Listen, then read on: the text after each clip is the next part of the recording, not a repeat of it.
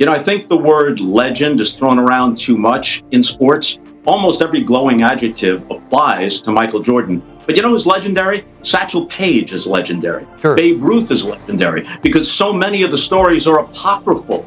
We don't have documentation. Virtually everything that Michael Jordan did, we saw it in real time. It's replayed many times over. Now we're seeing it again. The stuff shows up on YouTube and it matches up.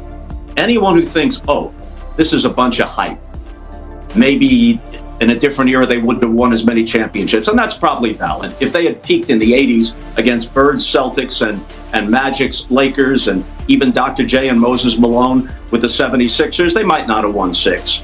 But he was every bit as good as advertised. There's almost not a dissenting voice anymore. You can make a case for Kareem because it's hard to compare centers to forwards and guards, and there's a case to be made for Kareem.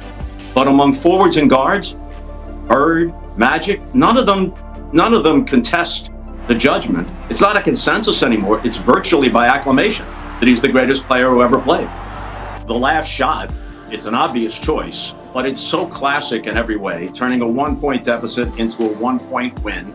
They would have been up against it if there had been a Game 7 3 nights later in Salt Lake City with Pippen hobbling around. So that has to top the list.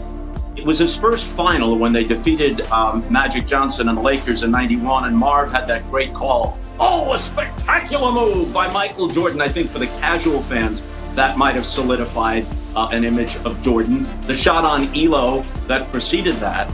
And then there was something which we saw tonight. It was a miss, but think about it. Reggie Miller hits a shot that in any other game, that's the end of it. It's a wonderful buzzer beater by Reggie Miller. It's classic Reggie. There's 0.7 seconds to go. Michael takes the inbound pass, moving from right to left, so he's moving in the wrong direction. Right. He's got 2 defenders on him. He's got a double pump to free himself, and he damn near makes the shot. It spins out. Everyone's holding their breath. I mean, do you really think anybody else would have had a chance in that situation? Didn't seem like it to me, and I was sitting there watching. There are words in sports that have been tossed around so much, they've lost their true meaning, and legend is one of them. These days, the title gets handed out like candy. But Bob Costas, one of the most respected voices in sports broadcasting, made an important distinction. He said Satchel Paige and Babe Ruth are legendary. Their stories are wrapped in myth and mystery, passed down through generations, some details impossible to confirm. But Michael Jordan, his greatness wasn't folklore. It was fact, witnessed by the entire world in real time, every sky-high leap, every mid-air hang, every heart-stopping buzzer beater, all captured, broadcasted, and replayed endlessly. Decades later, those same clips still ignite goosebumps, still feel electric, still remind us why we fell in love with basketball. As Costas put it, the verdict is unanimous. By near universal agreement, the debate is over. Michael Jordan isn't just a legend. He is the standard. You can argue Kareem Abdul-Jabbar's place among the giants at center, but when it comes to guards and forwards, the hierarchy is clear. Magic Johnson nodded, Larry Bird bowed, and the rest simply stood aside. Michael Jordan reigns as the greatest basketball player ever to grace the court. His legacy isn't built on hype, it's carved from immortal moments. The final shot in 1998, when he turned heartbreak into triumph and changed the fate of a series with one flick of the wrist. The acrobatic move in the 1991 finals, floating past Magic and the mighty Lakers. The iconic jumper over Craig Ello in 1989, the birth of the coldest closer the game had ever seen. Even his near miss against Reggie Miller became unforgettable. The world froze, breath held, because with Jordan, even failure looked mythical. These aren't exaggerated memories or nostalgic retellings. They are on record, witnessed by millions. And from that undeniable truth emerges one verdict. Michael Jordan is basketball's undisputed greatest. Michael Jordan isn't just a legend. He's the definition of greatness itself. In sports, legends usually blur into myth over time. Babe Ruth's called shot, Satchel Paige's stories of dominance. They live on, but through fogged memories, second-hand tales, and exaggeration. Jordan's story, though, was different. His legend never needed retelling because the world saw it unfold in real time. Every drive, every fadeaway, every glare of competitive fire, all captured in living color and broadcast to millions. When Jordan soared, humanity held its breath. When he buried a game winner, fans around the world reacted together, united in awe. His greatness wasn't a myth passed down. It was documented truth, preserved forever in footage and memory. The highlight reels aren't folklore, they are evidence. And that's what sets him apart from every player before or after. Myths can be questioned. Jordan's legacy. It's irrefutable, not legend becoming reality, but reality becoming legend. But Jordan's reality can never be rewritten or erased. His brilliance played out under the brightest lights, before the toughest critics, and against the fiercest competition. And yet, he always prevailed. Think back to 1991, when he didn't just dethrone Magic Johnson and the Lakers, he dismantled their dynasty with authority. Then in 1992, when analysts dared to claim Clyde Drexler had the better jump shot, Jordan answered by raining down 6 three-pointers in one half, setting a finals record and silencing every doubt. And who could forget 1993? After LeBradford Smith dropped 37 points, Jordan fabricated a simple good game, Mike, just to ignite his own fury. The next night, he torched Smith with 36 points in a single half. Who does that? Who creates disrespect just to fuel domination? Only Michael Jordan. He blurred the line between reality and mythology through sheer willpower. Even his greatest adversaries couldn't deny it. Magic Johnson knew it, Larry Bird knew it, and Isaiah Thomas, the man who bore the deepest scars from Jordan's rise, eventually admitted it too. Michael Jordan was the greatest player he ever faced. When even your rivals, the ones you've crushed, can't deny your greatness, that's not just dominance. That's immortality. Your legend is no longer myth, it's fact. Michael Jordan wasn't like Mike. He was Mike, and Mike wasn't like anyone else.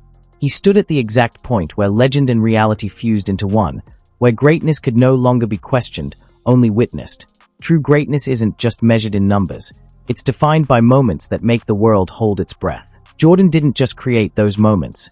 He owned them. Over and over again, he bent time, silenced crowds, and turned pressure into poetry. His highlights weren't just plays. They were historical shifts, moments when millions felt the earth tilt in real time. Salt Lake City. June 14th, 1998. Game 6. The Bulls are down 1. Scottie Pippen can barely stand, the dynasty is gasping for air, and the clock is running out. Jordan sizes up Brian Russell. One dribble right, a sharp plant, a deadly cross. Russell freezes. Jordan rises.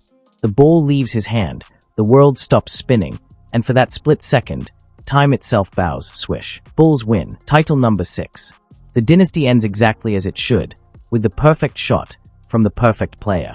A curtain call written by destiny itself. There was never a Game 7, because Jordan never allowed it. That final motion, that perfect flick of the wrist, is not just remembered, it's revered. Go back to 1989. Cleveland. First round.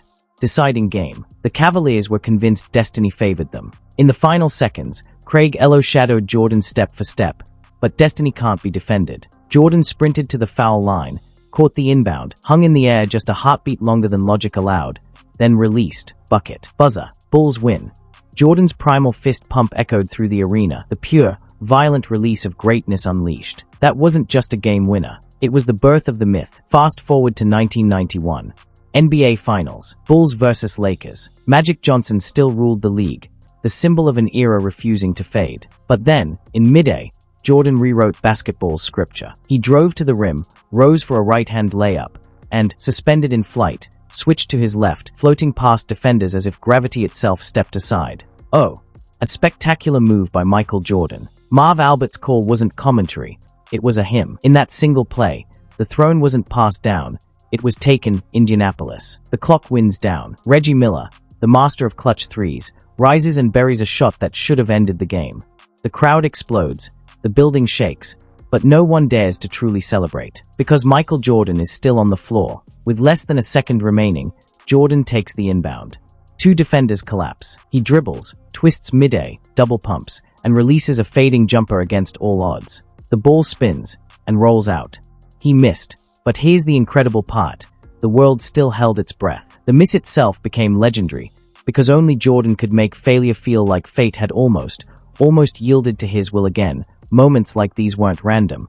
They were threads in a masterpiece. Together, they wove a language of inevitability, written in jump shots, hang time, and silence right before the roar. These moments whispered through TV screens and across generations, reminding us that while others played basketball, Michael Jordan commanded it. That's why Bob Costas spoke with such certainty, because he, like every one of us, didn't just watch Jordan's greatness. We experienced it, in real time, as history was being written. They weren't legends retold after time had passed. They were masterpieces being built right in front of our eyes. Michael Jordan wasn't just playing the game, he was designing it, controlling it, and destroying anyone who stood in the way. His greatest weapon wasn't his jump shot or his hang time. It was fear. Some athletes earn respect. Some champions inspire admiration. But Jordan, he made people afraid. Not just of losing, but of being embarrassed, of becoming part of his highlight reel, remembered forever as one of his victims. Kevin Garnett once said that stepping onto the court with Jordan felt like staring into the sun. There was something almost supernatural about him, a glow, an intensity that made the air feel heavy. Players moved slower, the crowd held its breath, and deep down, everyone knew the truth. Jordan could feel that power, and he used it. He won the mental battle before the game even began. Fear was his opening move. He didn't have to score a point to break you. One line of trash talk could steal your rhythm. One look could shatter your confidence. Before you even realized it, you weren't playing basketball anymore. You were surviving Michael Jordan, Muggsy Bogues, standing just 5 feet 3 inches, never backed down from anyone, not even Michael Jordan. But in the playoffs, he faced something more than defense.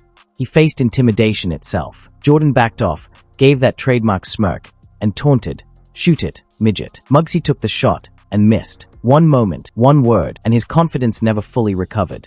That's what Jordan's aura could do.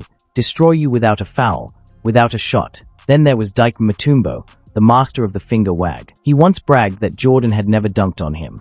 Big mistake. The very next game, MJ rose up, hammered a dunk right over Mutombo's 7-foot frame, and on his way down, threw the finger wag back at him.